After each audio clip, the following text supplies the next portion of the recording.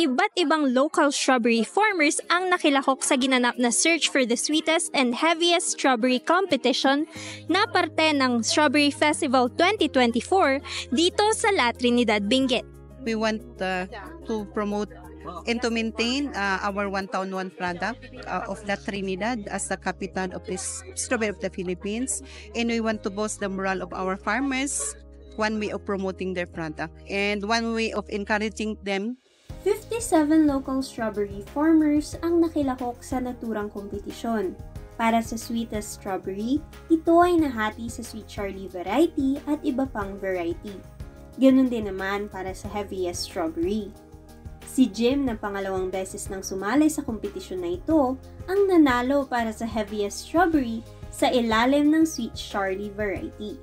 Hindi ko ekspektahan na kung mananalo dahil ang kwan lang namin dito, sumali para suportahan natin ang Strawberry Festival ng La Trinidad. Para patunayan ang sarili natin na tayo ay farmer na kaya natin i-provide ang kwan, yung kailangan ng consumer sa atin. Si Jocelyn naman ang itinanghal na nanalo para sa sweetest strawberry sa ilalim ng ibang variety. Ang kanyang strawberries ay Snow White variety na mayroong 13 bricks ng asukal.